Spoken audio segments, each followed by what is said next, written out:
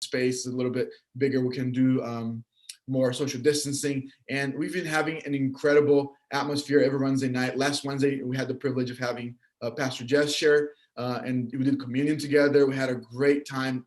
You know, young people from high school age, they were just raising their hand and saying, I want to commit my heart to Jesus. I want to recognize who Jesus is in my life.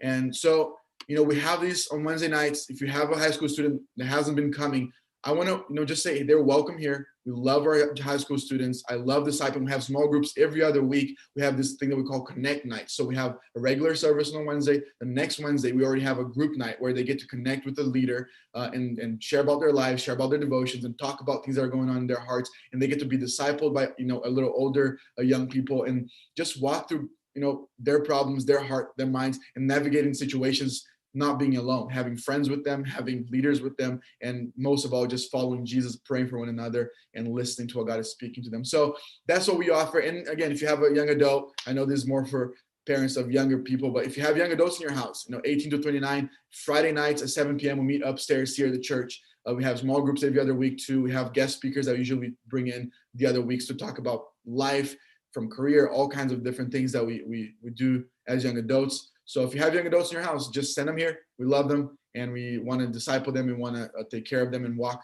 through life with them. So with that, thank you guys for being here. Thank you all parents for showing up and registering. I know it's Sunday night. You want to be taking a nap or already going to bed. I don't know what's your bedtime, but I'm going to give it over to Tim, and we're going to talk a little bit about parenting with Pastor Jess and Brenda Strickland. Tim, take it away.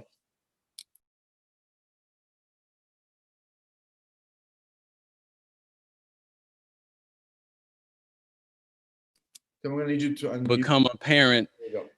They're going to be, your kids are going to do exactly what you want them to do, because you're going to give them so much candy based off of what you just showed us at the beginning there. But thank you so much to all our parents. Thank you for logging in and being here. We know that, you know, it's Sunday night, you could be doing a lot of different things, but you understand the importance of being good parents and the seed that you have, and allowing that to go to the next generation in a good way. So welcome to our Raising Powerful People Parenting Conference. Maybe at the end, if you could say that 3 times fast, you might win a prize. So stay tuned. Don't log off. Okay.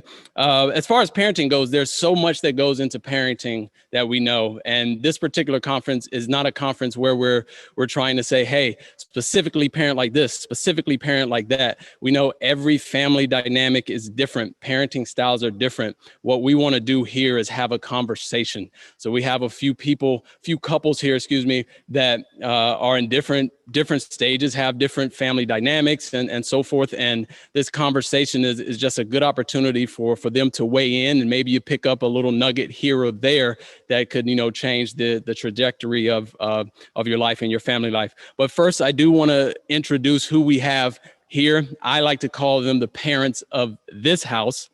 You guys know them, Pastors Jess and Brenda. So thank you so much for being here. We also have Brian and Kaylin Everett. Okay, they're a parents, a family of five kids. And we have Gilbert and Maui. All right, they have 3 kids, Larry and Kim, 5 kids as well. So we have a good core group here. And, you know, what we'll do, we'll go through and ask some questions and just dialogue back and forth and get everyone's thoughts on the questions at hand. But what I'd like to do is start off this particular conference, this particular session is about Sabbath. Pastor Jess, what is the importance of Sabbath? What is Sabbath in your words, and why is it so important to do one module right now on Sabbath? What I really like about our set here is the slick microphone that we have. I hope you're enjoying this.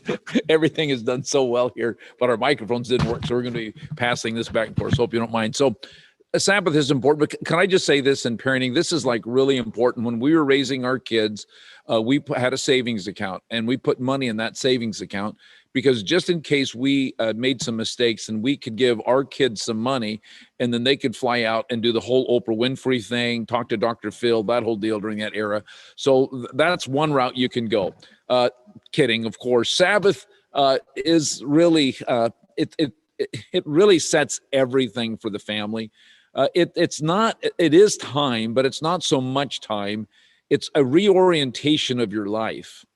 And I believe that there is that when it said that God rested on the Sabbath day, but then he finished his creative work. And that is he blessed that day. And I think even more than blessed that day, he was just out blessing. Sabbath is taking that time to slow down and reorient your life in such a way that you're looking at your kids, your family, your life, your friends, what you do, your past week, the week that's to come. You reorient your life and begin to declare blessing on it. This morning, I talked a little bit just about being a priesthood, where we look into that which is created, that which would just be normal. It would just be neutral in a sense, and we find God in it. And I think that's what Sabbath does. Sabbath finds God in family, in work, in home, in eating, in recreation, in everything we do. You're calling forth God to be that center of your life, center of your family, and it simply changes everything. It brings everything to enough rest that you will reorient your thoughts, your concentration, where you can actually begin to see Jesus in your children. I'll just add this one thing. We got some great people around here, because Sabbath isn't so much trying to squeeze a 24-hour thing in, but we have some very special people around here that really work this Sabbath thing with their family. And I think this is the corner. I wish I'd have known this when I was younger and raising a family. I think this is a cornerstone to what you do. You get your Sabbath down, and you can build a whole lot of stuff, and you're going to find that out. It's going to be very exciting. I've heard some of these answers already. Very exciting what you can do when you begin with this cornerstone of family. So thanks, Tim. Awesome. Thank you. Let's go past the hot mic. Very, very good. So what we want to do, we just heard the importance of Sabbath as a cornerstone. Let's head to Brian and Kaylin and see, why do you Sabbath? Hey everyone. So yeah, why do we Sabbath? And Pastor Jess hit on it pretty good right there in the intro. But I suppose the simple answer is God said it and God did it. So that would be a pretty good reason to Sabbath, in that he said it to Moses in the 10 Commandments. I think it's the 4th commandment is to remember the Sabbath and to keep it holy. But then he also did it, as Pastor alluded to, in the creation process. So on the last day, God rested. So anytime you see that, that's a pretty good reason. But getting beneath it into our family and why it's so important to us, it really kind of hits the reset button at the end of the week, and as you're getting ready to start another week, and taking time to think, to reflect, to rest, and to connect with your family. It sounds easy. It all sounds like the good things to do and that we want to do, but the reality is it's really easy not to do that. It's really easy to think about, what do I need to get done today? What events are going on? And just kind of continue in the process. So being intentional, setting aside time where you connect with your spouse, you connect with your family, and you really do try and intentionally find a way to slow things down and to rest and to think through what's important in life. That's kind of, there's a lot of ways to answer it, but that's why I think it's important to do. And I think we'll get into it a little bit more later, but we started really taking Sabbathing seriously about a year ago. And what you'll find through each family here is, I think you're going to see that people Sabbath differently, and you're going to be able to work that into your home, what fits your personalities. But for us, really, we Sabbath so that we can worship on Sunday. And I know it's synonymous with American religious culture that church is part of Sabbath. And I'm not saying we don't believe that, but we rest so that we can worship. And that prepares us for Sunday morning. And we'll talk about that more later too.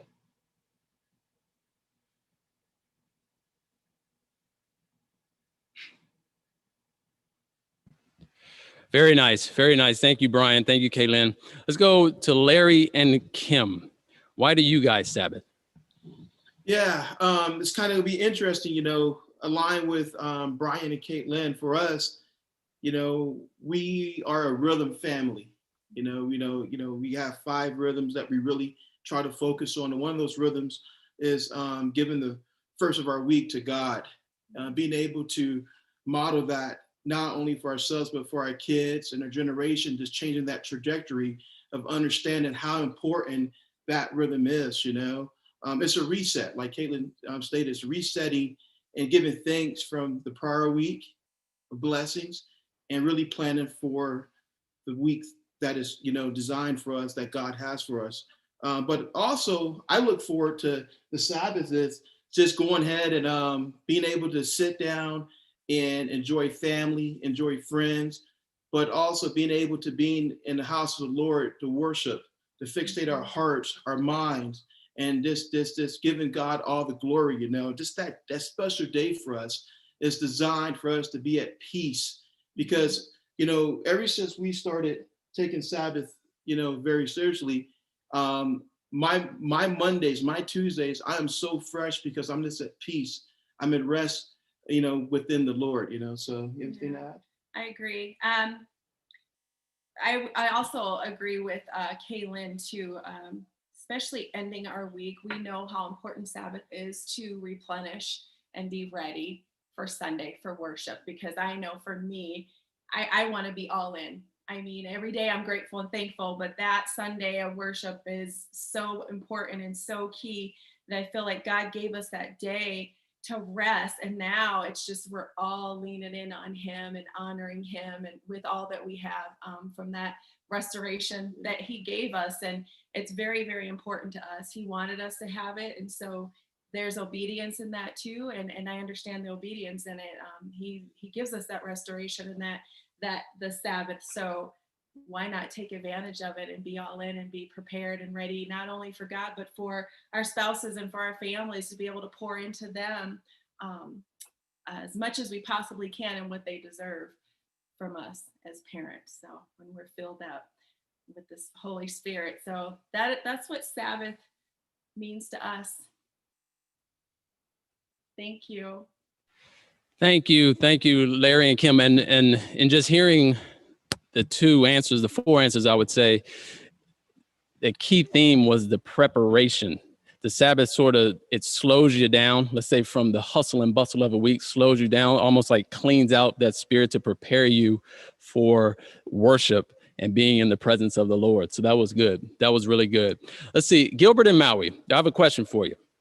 Walk us through your Sabbath, okay, and how it looks in your particular home.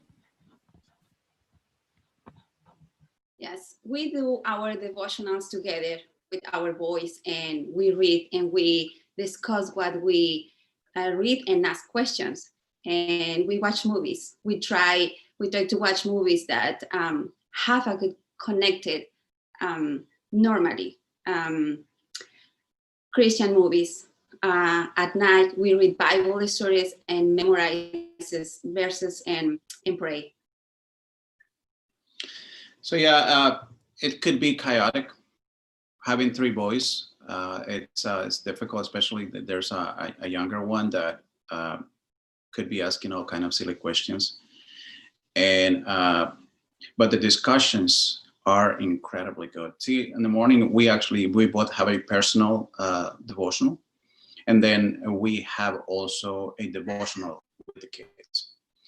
And then in the morning, I usually get up in the morning first than everybody else, and one or two of my boys go with me to play basketball in the morning.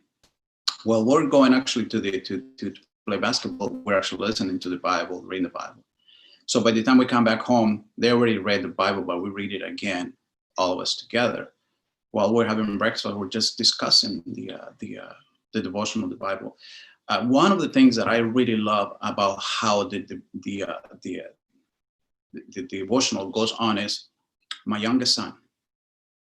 He would actually ask questions that nobody would even think about.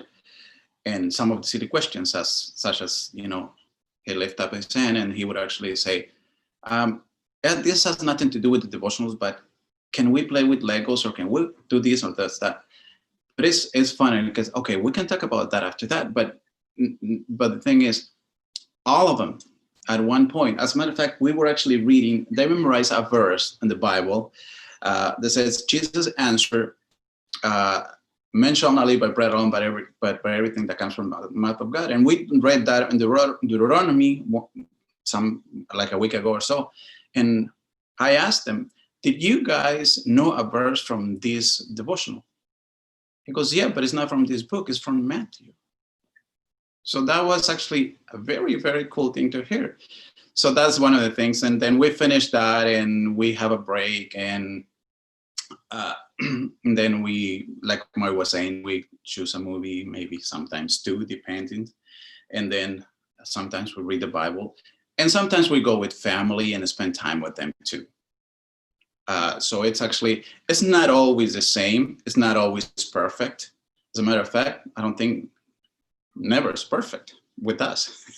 But it is so much fun seeing them. And then at night, which is also one of my favorite parts of Saturday, because we have been talking about this verse in Joshua 3:5, where Joshua tells the Israelites to consecrate themselves, because tomorrow God will do great things.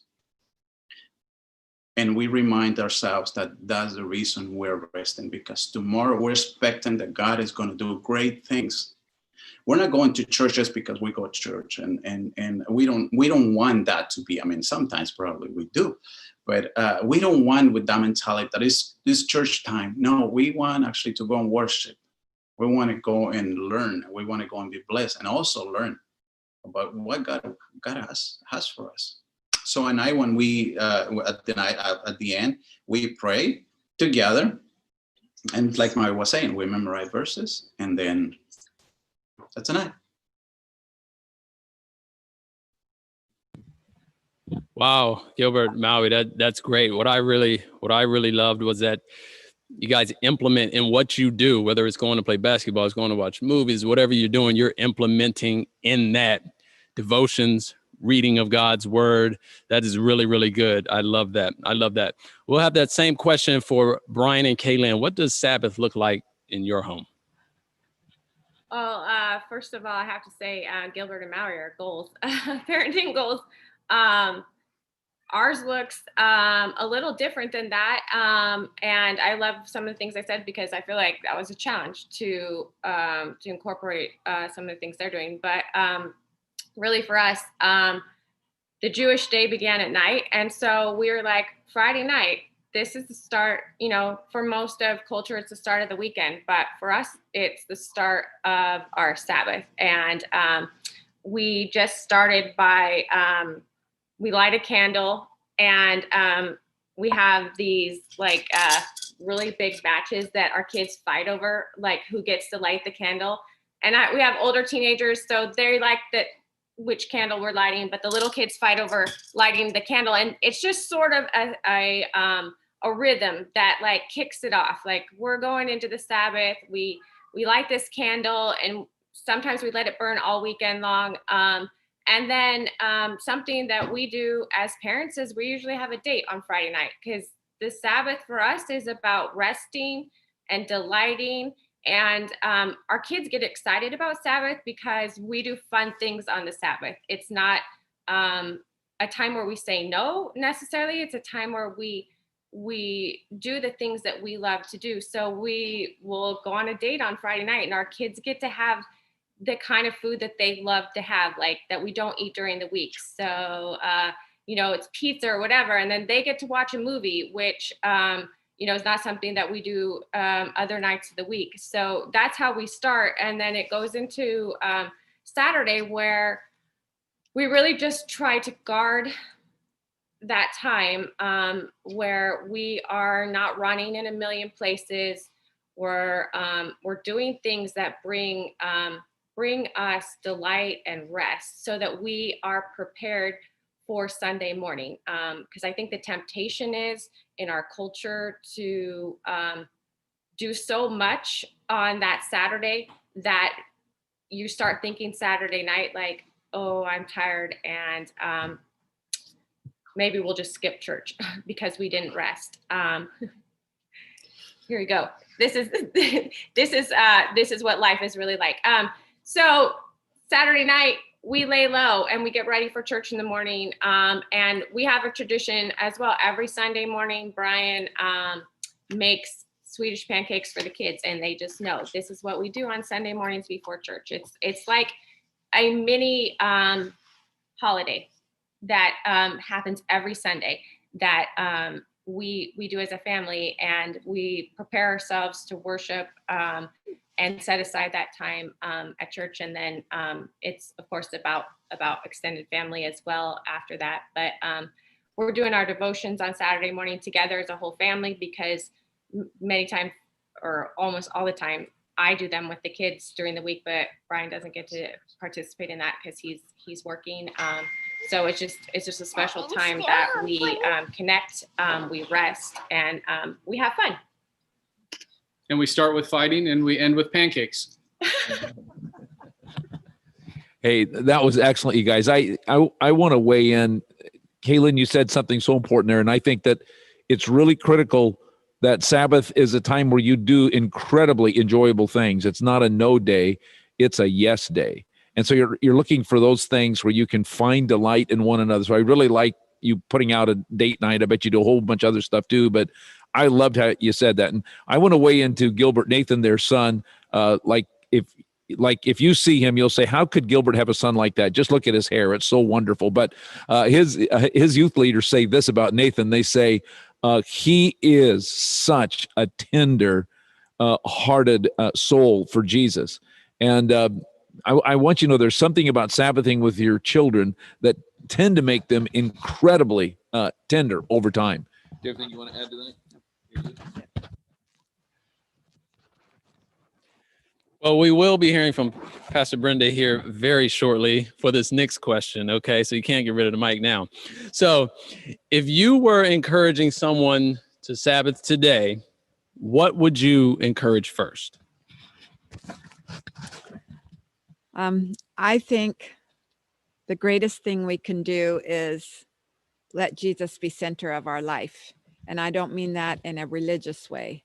I mean that in a practical way, where our children actually see it, where it's not something we are lecturing, something we are saying, but something we practice. So our children see us having devotions. Our children see us repenting. I remember one time my mom did something and she came and she apologized to me. And this was when I was quite young. But the fact that she came and apologized to me blew my mind. That as an adult and as a parent, she humbled herself and said, how I reacted to you was wrong. And that to me says more than if she had been saying, Brenda, you need to say you're sorry for things. No, the fact that she modeled it. And so what we do matters. And I love Sundays. It's my favorite day of the week. And I love Mondays too. That's when Twig and I spend our day together and we have wonderful times together. We didn't always do this. My husband is a workaholic and he tends to love to work. And so I feel like sometimes I'm chasing him, grabbing by his coattail saying, Twig, slow down. We need to spend some time together as a family, together. But I love our Sundays together. They're hard, they're long, they're everything, but all of you and worshiping with you and all of us worshiping God and letting him be the center of our lives, celebrating him, I love it. I mean, we're here 3 services a day and we're back here tonight and I love it. I absolutely love it. I love being with people. I love celebrating with people. I love worshiping with people. I love praying with people. I love talking with people. I love hugging you all. But our children watch us. And I think the greatest thing that I would encourage you to do is to example letting Jesus be the center of your life in every area practically. I don't mean by what you say, but how we rhythm in our life, showing them that my life revolves around God. He doesn't revolve around me. I revolve around him. Wow. That was great. Children are visual, very visual, and to show them that's really good. I'm going to change the way I do some things. Thank you. All right, so we'll go to Gilbert and Maui. If you're encouraging someone today to Sabbath, what would you encourage first?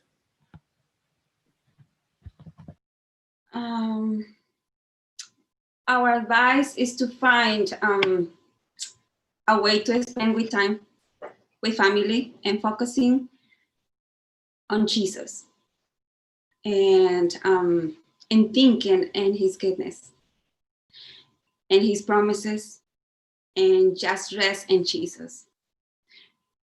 Start doing one thing at a time and find what works for your family. Simply start somewhere.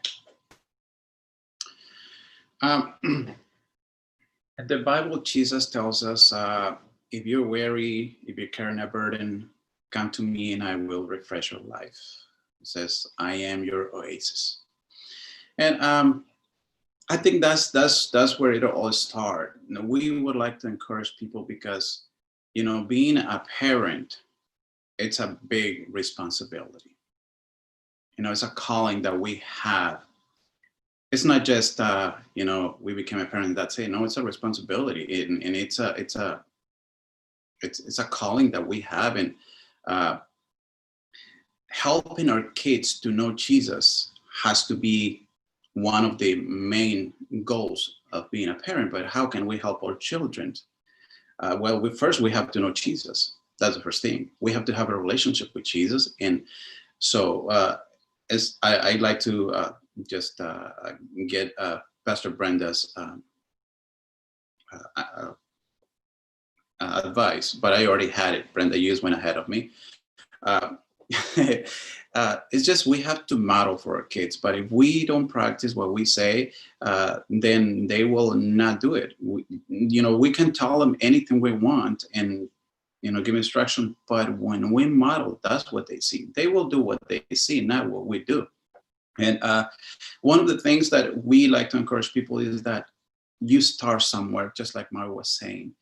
And even if you have never done it, just think about this. When you come to Jesus, he will never reject you. To the contrary, he will embrace you. He will embrace you. So he's your Sabbath. That's most of all. I mean, when we actually, when we come to Jesus and we make him our Sabbath, then we can rest. We start practicing Sabbath, and you will never be able to stop, because you will see the rewards. You will see what happens. You will see when your kids start asking, "Are we reading the Bible tonight? Are we praying tonight?" And that's actually a one of the best things. I mean, sometimes I'm telling you, sometimes I am in bed and one of the kids said, "Are we not praying together today? Are we not reading the Bible story today?" And that's what Sabbath do, because we are not perfect parents, but if we can get help from our kids, we can do a better job. And the only way we can help, or we can get the help, is if we teach them how to do that. And I think having that relationship with Jesus, having them see us, that we read our Bible, that we do our devotional, that we take time to spend time with them, that we take time to have fun with them, to play even a board game in church and at home. And I get the joy to beat them every time I play with them because I know better. But actually, I did beat them twice on Monopoly, and the third time I couldn't. But they learned the games. But all these things build a closer relationship with your kids, and that's basically what you want. You don't want your kids to go somewhere else to seek an advice if there's some kind of trouble. They want them to you want them to come to you and ask you what is it that they're going through. So building that relationship with Jesus starts right at the Sabbath, and that's one of the reasons that's the advice that we give to parents. Start right there on the Sabbath. Make time. Good, Gilbert Maui. That's awesome. Model it for them, teach them, and then finding something I picked up that Maui said was finding your start point, because everybody's start point is going to be a little different, And let's see, Brian and Kaylin, if you had to quickly encourage someone about Sabbath, where would you start? Yeah, so I'll be brief on this one. I think it starts with kind of making a plan. And usually making a plan is actually more about what you stop doing as opposed to what you're going to start doing. And it's just getting out of the day-to-day, some of the habits, or like I said, some of the things that you typically look at, and maybe backing things off a little bit and really truly figuring out how to rest and how to connect. And then beyond that, it's, don't keep score. There's not a right or wrong way to do this. If you're doing it at all, and if you're taking time to build relationship with the Lord, relationship with your spouse, relationship with your kids, then you're doing it right. You have anything to add? That's good. All right, Christian. Good. Okay, Larry and Kim, we haven't heard from you in a while. What sort of preparations do you have to make, or do you make in order to Sabbath? Yeah, I'll be the first to admit, coming up, I had a consistent Sabbath, routine. Got older, kind of left that. But back in 2016, when my wife and I and our son came to Livinghope, it was kind of, going into welcome home that allowed us to understand the rhythms, and, the 5 rhythms, you have, first of your week, first of your day, first of your money, first of our relationships, and first of our outreach. And the preparation that we have through the week are surrounded behind those 5 rhythms, because as Pastor Brenda stated, is, everything that we do, Jesus is at the center, and we're dancing around Jesus, and our preparation starts, on a Sunday. We, again, as we spoke earlier, our son understand, even our older kids, they have seen us model this from other states on how our Sunday works. And even with, our son Darius, he understand that rhythm that, the most important, day is our Sunday. Actually it's kind of Saturday really, after, around noon or so. But Sunday is a day that we look forward to. And as we go through the week, we start with our, first of our day, our devotions. My wife wakes up like at 3 or 4 o'clock in the morning. She does her thing. I'm an early riser. They were online school. I put on my calendar, grab Darius, and bring in my office, and we go through our devotions, and then we go, through Wednesdays, the men's group, again, that's preparation, because I'm so excited that I am so refreshed that I'm able to continue to, prep through the week, besides, having my daily, activity with work, but understanding that, hey, this is something that we look forward to. So just prepping through those 5 rhythms, this allow us to prepare back to the Sabbath day, because when the Sabbath day comes, we get to rest, we get to worship, we get to, break bread, we get to, give thanks, to our God of what he has done and what he's going to do. And, this is a rhythm that we have incorporated over the last several years. It's natural. It's funny, we kind of moved to Utah temporarily. We're coming back here, but the minute, I will never forget, the move is so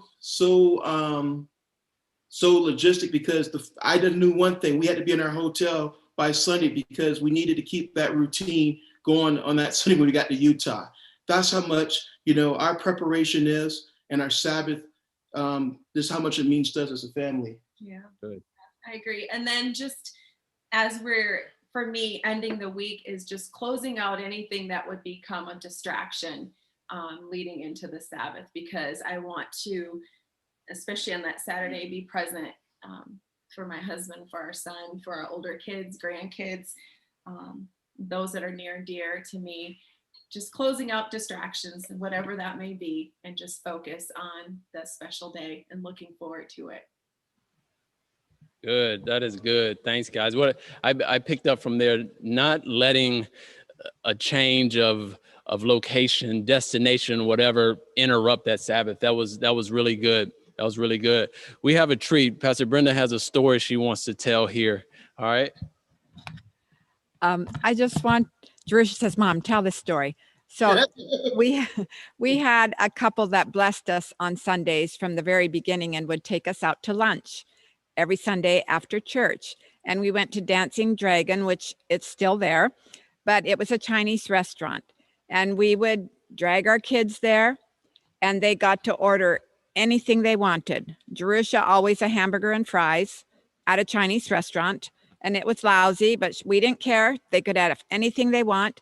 There was enough food on the floor at this meal that afterwards I'd get on my hands and knees and pick up all the rice and they made, the drinks with all the sugars and salts and peppers and ketchup and the sweet and sour sauce and all those sauces. They would every week make these messes of drinks and they would stir them and laugh and drink it and almost vomit. But it was something we did. And like Brian and Kaylin said at the beginning, there were no no's. This was our party day. This is a day we celebrated. After we worshiped, we went out and we partied. And the waitresses, I thought they'd hate us because we made such a mess, but I always cleaned it up. But they loved to see us coming. We're still friends with one of the waitresses now. And she was a waitress when Jerusha was a baby. But make it fun. The Sabbath is not holy and stern. We serve a God who loves to party. He created, he created me. He has a sense of humor, and we need to laugh with our kids and party with our kids and have fun with our kids so that they look forward to the Sabbath in the same way. That's good. That is good. That is good. All right. So we have one more question, okay, that we want to ask, and we get our couples to quickly weigh in on it because we do have waiting in the wing, Carrie Kuhlman, Pastor Carrie, our Hope Kids director. Okay, she has an important message that she definitely wants to get out to the kids. But we have one question. If our couples could quickly weigh in on this, what have been your seasons of Sabbath? Let's go with Brian and Kaylin. Well, our oldest is 16 and our youngest is 4. So we've had a lot of different seasons of Sabbathing. And as parents of young kids, you're just tired and you just want to rest. But now as your kids are older and as teenagers, it looks a little bit different, in terms of I can see challenges on the horizon of keeping them with us and not going off with friends and guarding that family time for a very different reason than when you were raising toddlers. So, we're flexing as our kids grow and as our family changes. And I don't think that you can have a static answer on that. I think it has to, your Sabbath has to change and work within the confines of your kids. I love what Pastor Brenda said about just playing games with your kids when they're little. I mean, they just want to play games and be with you. And then as your kids are older, it's really about the time that you put in when they were little, so that they'll be spending time with you as they get older. So I guess our walk with that is that it's kind of constantly changing, and we're just kind of going through those seasons and learning as we go. Good. Thank you. Let's see, Gilbert and Maui. So,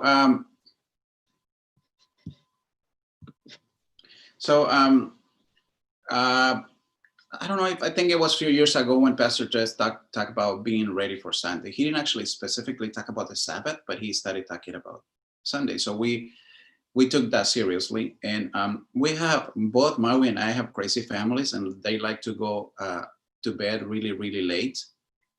So we would actually always leave early so we could be ready for Sunday.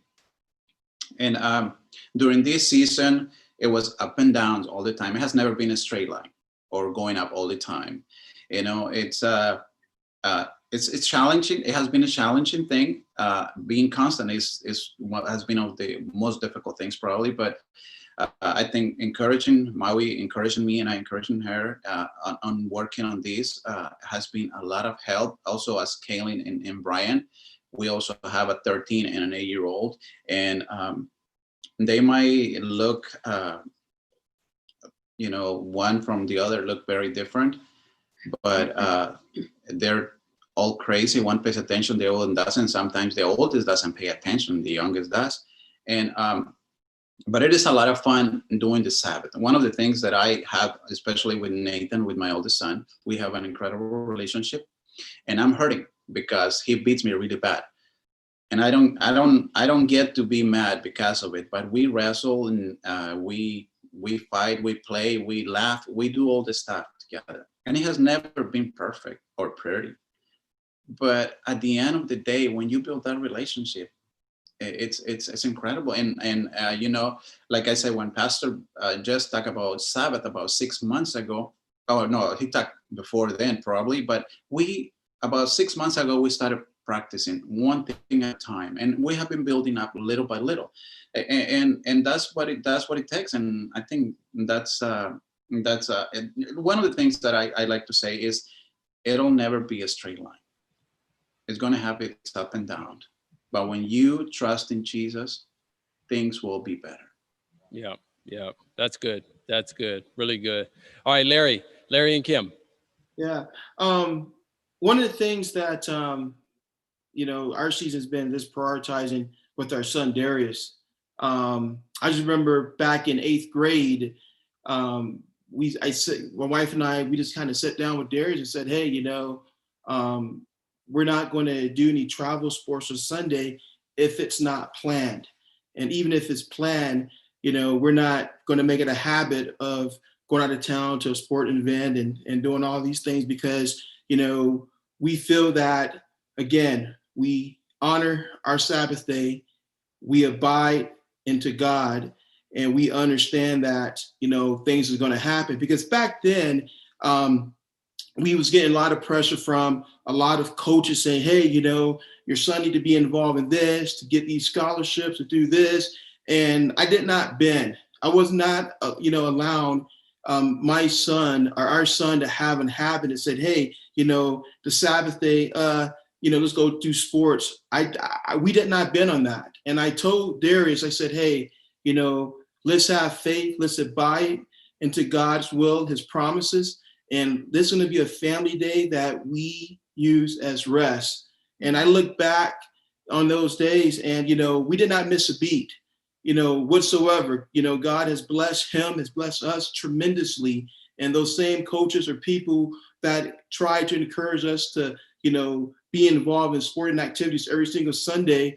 It's amazing when I speak with them now and I'm able to share a testimony of why we went that route. So they understand it wasn't us that put theirs in the position. It's by, putting God at the center and understand that we're faithful into our God. And no matter what, just being able to go through this season with him has been allowed us to seed into him as he get older and to look back, no matter what, the Sabbath day is the first of the week. And we have to give that to God. The first of our week is so important.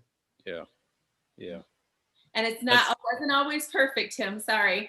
No, and you're good. You're good. It won't be, right? But we had to recognize what was most important, but then also find a balance. So like all the other parents, I'm sure can agree with, and the couples and our friends that have spoken, it really is to try and find a balance. And if we're not always going to get it right, and it's not always going to be on the mark, but there is still that pressing and that pulling, like, from God, like, don't forget about me. Don't forget about the family. Don't forget about the unity and surrounding yourself around me. So that's where we've been through in our season with the Sabbath. So it's never going to be perfect, but it's just finding the balance. That's good. Not allowing the outside sources to influence your Sabbath influencing those outside sources. That is good. That is good. And you're passing them along to your children. And in that spirit right there, we're going to pass it to Pastor Carey to talk about Hope Kids and Sabbathing. Hello. Thank you for joining us tonight on this Sunday night. What a joy it is to see all of your faces. I get to see your kids' faces on here a lot, but it's so fun to see you all. As you know, I'm the children's director at Livinghope, and it's such an honor to share with you tonight. What I wanted to do for just a few minutes is talk about Sabbath in kid language, because so many of the amazing ideas we heard tonight and so many of the concepts behind Sabbath are get more in the adult thinking and more in the adult wording. And as we read in our Bible reading for the past couple of months, it comes up every few chapters of parents. Teach your kids these things. Teach them why you do these things. Teach them how to do these things. Don't just let these things happen as kind of as a little thing that sneaks in that your kids don't notice what's going on. No, we're called to be really intentional in how we discipline our kids in the habits and how we share with them the habits of following Jesus. So when we talk about Sabbath, we want to do is we actually want to give our kids the language that they're going to understand. So when they hear the word Sabbath, when they hear that day come, Sabbath, they know what it's going to mean.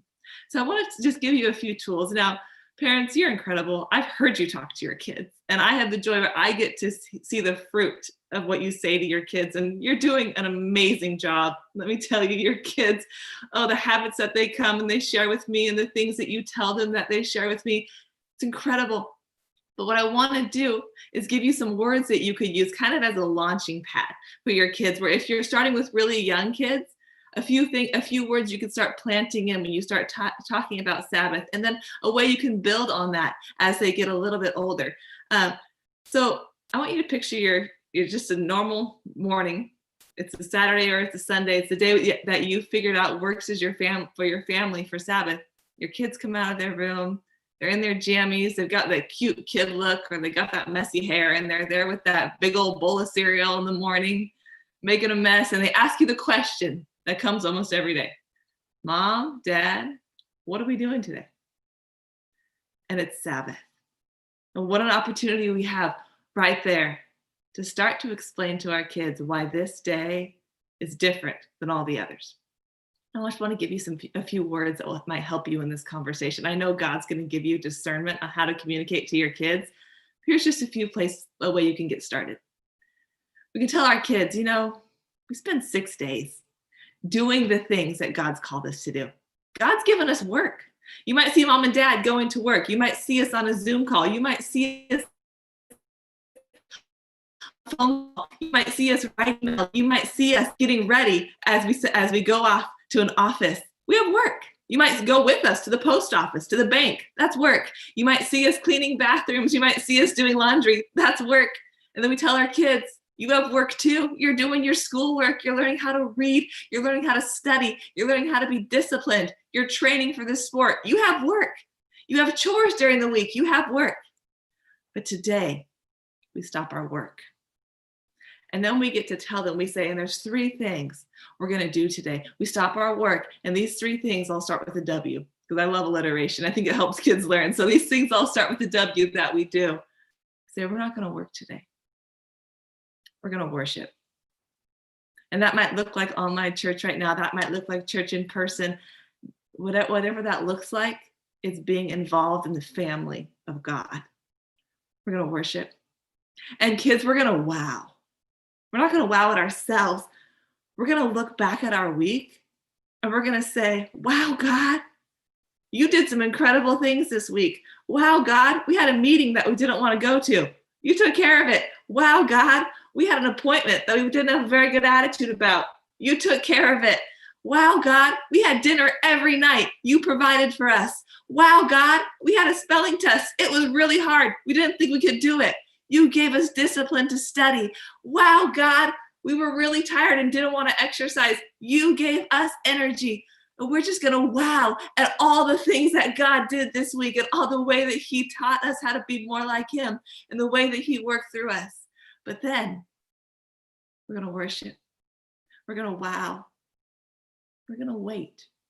Because after we say all of our wows, we might be tempted to think, let's get started on next week. Let's get started on what's to come. Let's get everything ready so next week's easier. But God's given us a gift. And the gift is to wait on the work. So we're not going to work. We're going to wait. And what do we do during the waiting? Because trust me, if you're a kid, that word wait is not a great one. But we're going to teach them. We're not just sitting here waiting for the day to get over. This is where that fun comes in. We're going to wait. And as we wait, let's play some board games. As we wait, we're going to go for a walk and we're going to find the biggest rain puddle that we can jump in. As we wait, we're going to, you heard all these ideas. We're going to watch a movie together. As we wait, we're going to do some artwork together. Let's pick out our favorite dessert and let's make it tonight. All of these things that we can do, making it fun. Because as we wait, and parents, here's what happens. When we teach our kids how to wait, we teach our kids how to wow. We teach our kids how to worship. There's this beautiful gift because this space is made, and our kids will begin to be filled with the wonder of God. Our kids will be able, when they're not so busy, when they're not consuming, when we're slowing down the going and the busy, suddenly there's a space for wonder where they can start with all some of the ideas and the thoughts and the solutions and the promises of God will start to fill them, and they're going to begin to wonder and have a habit of being filled with the wonder of God. And isn't that what we want for our kids? We want them filled with the wonder of God, so they're going to know the depths of his love. They're going to respond when they hear his voice. To do that, they've got to learn how to wait. They've got to learn how to wow.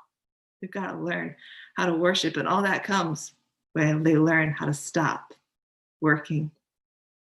I know that God's going to give you incredible discernment when you talk with your kids. I know there's going to be moments created where all of a sudden you're going to have this conversation with them. We're going to start planting those seeds of the habit of Sabbath in them. You're going to get to see those seeds grow. Listening to the parents tonight, listening to these families talk about the fruit that they've seen in Sabbath and the responses they've seen in their kids. Wow, it's powerful. Truly, there's a promise when we have this habit in our lives. I want to encourage you, parents. Let's talk about this with our kids. We're not going to have it figured out right away. We're not going to nail Sabbath the first time we try. It's gonna take time. And like we heard, it's gonna change. It's gonna mold. It's gonna work with the seasons that our family's in. But let's invite our kids to be a part of that process. And as they see us practicing this habit and putting priority in this habit, and we put it in language that they can understand. I'm excited to see our kids grow up because that's something that they're excited about and something that they hold on to for themselves. Mm-hmm. Now, you've heard a lot of ideas. You've heard some incredible stories of what families have done, but you might think you need a few things in your hands to make this happen. Mm-hmm. We have some giveaways for you, some of our favorite resources that we want to pass on to you. So I'm going to turn it back over to Tim, Pastor Jerusha, Pastor Brenda, Pastor Jess. Let's get some stuff away. Well, I'm really excited because my favorite thing to be is Oprah. And I love to say, you get a car, you get a car, you get a car, you get a car. So that's coming your way. You get a car. They're Matchbox cars, but they're still cars. Just kidding. I have better stuff than cars coming your way. And I decided to awkwardly sit between my parents because it's a parenting conference. So I'm like, I can do this. But I just have to say thank you, Carrie. That was incredible. Worship, yes. Wow, wait. Man, if our kids can understand that, they truly are going to be what we're talking about here, powerful people, right? We don't want to just raise good kids. We want to raise our kids to be powerful people. And I'm excited to have these conversations where we take on different subjects and we hear from the church, the experts doing it, hands on the ground. So thank you also to everyone who shared. Just incredible. I'm a huge believer in the 10,000 hours theory. I don't think that I'm going to become a good parent by not parenting.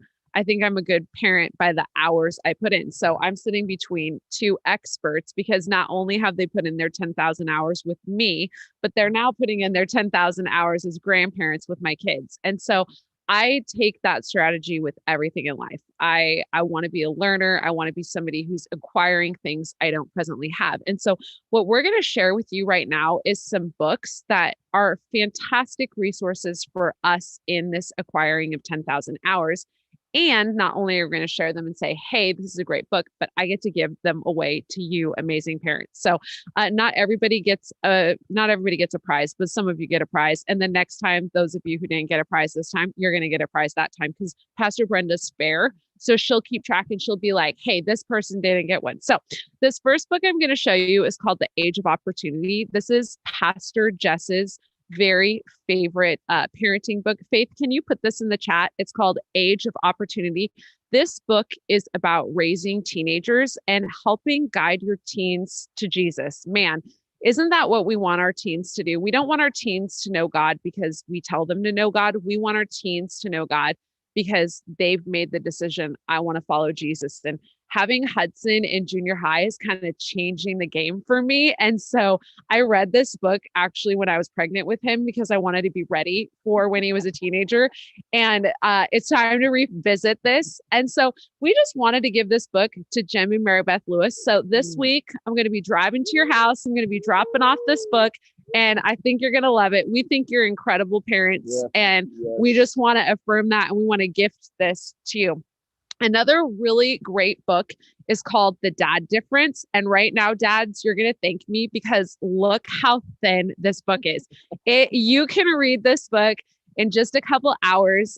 In February, was at a conference with the guy who wrote it. Faith, can you put this in the chat too? The Dad Difference. It's by Pastor Brian Loritz. And I was at a conference and he was speaking and I'm like, this guy's amazing. What did he write? And then I found out he wrote a book that helped dads be better dads. And so I'm like, oh my gosh, this guy's the best speaker. If he had a book on moms, I'd buy it. So I bought it for my husband. And my husband said it was one of the most refreshing things he's ever read. He didn't write it as an expert.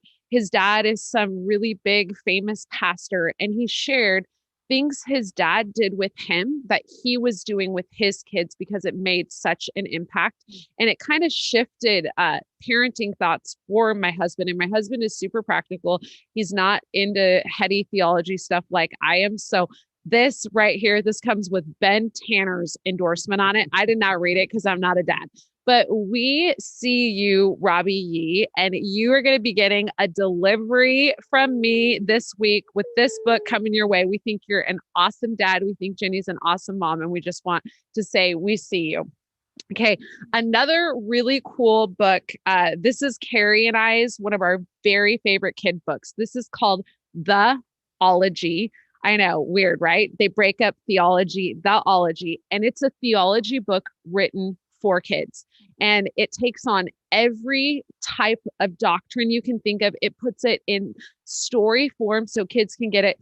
We had this book, and it's one of the things that got lost in the fire. And Jay actually asked me to buy it for him because he loved this book so much. So especially moms with kids in preschool and early elementary, this is right on for you. You are going to love this book. And so we want to give this to Liz and Luani. We love you guys. We think you're incredible parents and you're pregnant with another little baby on the way. So we want to gift this to you. I will probably mail it to you because you live really far away, but we love you and we see you.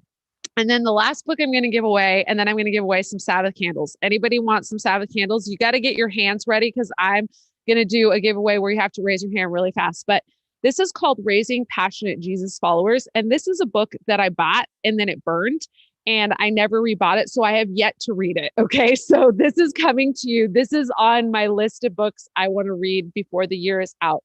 But it's by Phil and Diane Comer, and they are the parents of John Mark Comer.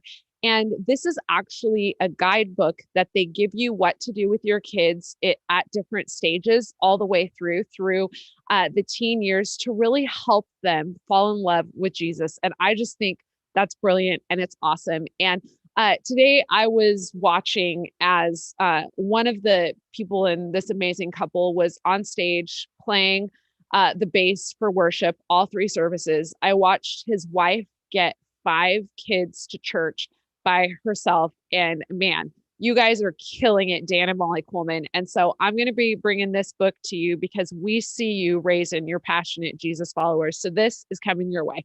Okay. So I got some Sabbath candles to give away. And I'm gonna I'm giving you some of my favorite ones here. We love ourselves some Sabbath candles at the Tanner's home. We all fight over who is gonna light those candles, and then we sing the Shabbat Shalom. Anybody song you guys know? You ready? Everybody together. Shabbat Shalom. Cha cha cha. No, okay. So it's cheesy. We do it for fun, not because we know anything about what we're singing, but we love that Shabbat Shalom song. But these are volcano candles, one of the best scents you'll ever smell. So this is coming to my friend Lydia, whose husband is also on right now, Aaron, all the way from Africa.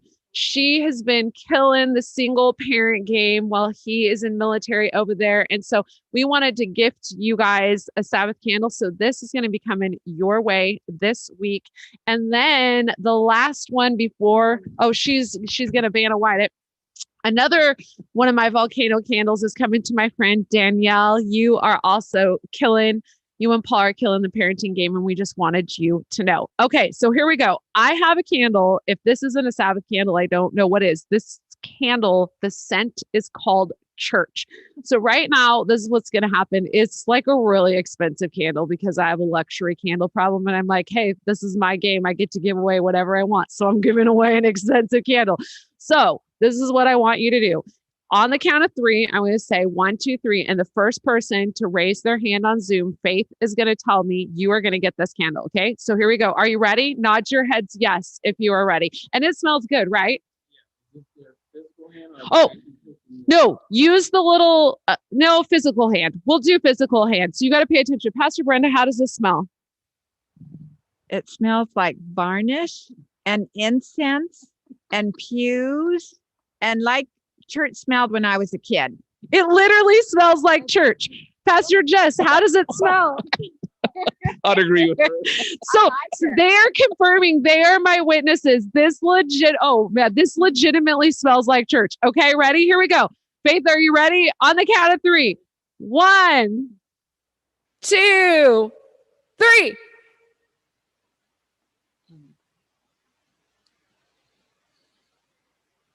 Amy Paul coming at my pastor sister with the church candle coming your way. Love you. I will be making a visit to you this week, bringing my gifts. Man, I should just become Santa Claus. I'll just drive around with my gifts. Okay, here we go. This is the one I know everybody wants. I have a $50 bill for a date night to the first couple that raises their hands. Faith and Christian, are we ready? Pastor Jess, you cannot win this. Pastor Brenda, you cannot win this. Okay, are we ready?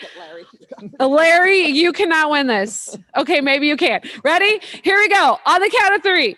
1, 2, 3.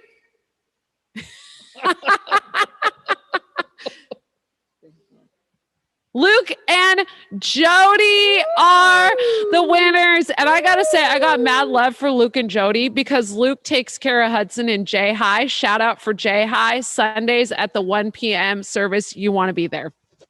All right. We need to make a correction, although I want that ballot machine checked. I want the hanging chads looked into. I don't know, Faith, down there if you got that right. Okay, I'm just kidding. Number 1, I have to correct Jerusha. I don't care what she thinks. Luwani, you and Elizabeth do not live too far away. She'll be bringing you that book. If you can come to church here, we can bring you a book. So she's bringing you a book. I cannot believe you said that. Hey, I just want to throw just one last thing in here because I don't know if I got enough of the preach on this morning, but I do believe this. I do believe one of the greatest ways you can either end or begin your Sabbath, especially in this economy, in this season we're living in now, is coming and feasting at the table of God. Even if you don't do an in-person service, bringing your children and your family and receiving that moment. I cannot tell you how important I believe the table is. I think in our culture we have missed it a little bit, how important that table is and what a vital part of what I would call spiritual formation, just eating at that table. And I would encourage you to do it with your children, have conversations with them about it, talk with them about it. I just wanted to add that. So some people, if you start Sabbath on Saturday, you'll end on Sunday. If others start on Sunday, that's how you begin it. But that's how the early church did that. The focus of their service was always around that table. I love what Jesus did. He took the simplest thing that we have to do all the time, and he grabbed that and he said, I am going to put the most important thing that can happen to my people right there in a meal, so that it can be very simple and we never need to miss them. So I wanted to add that on there. Could I just say, everybody that shared today, you cannot believe this. I am so thrilled that people are interested in this subject. There will be so much healing in homes. Your kids are not going to end up all mingled up like we mingled up our kids because we didn't Sabbath them as well. They're going to end up actually doing good. And I'm kidding. Our daughter did really well, despite of the things that we did. But Sabbath is such an important thing. So it thrilled my heart to listen to everybody, how you're leaning in, how you're figuring it out, how you're not beating up on yourself if you don't think you're getting it right, because there really is no right. There's just one thing. Have some fun, enjoy God, go after it, and learn and laugh at yourself when you make mistakes. That's the only way to do it. So I don't know if you guys have anything more to say. Pastor, who's supposed to? Oh, I'm supposed to pray. Both of us together? Okay. So, wow, you're no, just sit there. Lord, I thank you that my wife is going to have an incredible prayer to pray over these parents in Jesus' name.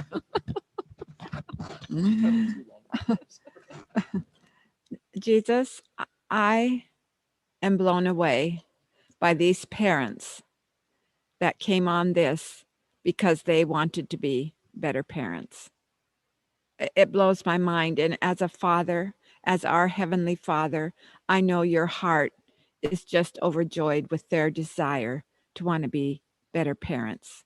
And Father, I pray that you would anoint them, that you would bless them, that you would favor them with ideas on how to Sabbath, on how to do Sabbath in their family for their family, not how other people do it, and not to compare themselves, not to compare other husbands or other wives and how they do it, but to do it the way you have anointed them to do it. Just bless them, Father, favor them, give them wisdom, give them guidance, and love them, Lord. May they know the love of God as our world spins around you, Jesus. I'm so excited for miracles that are going to happen in lives. Bless them, Lord. Amen.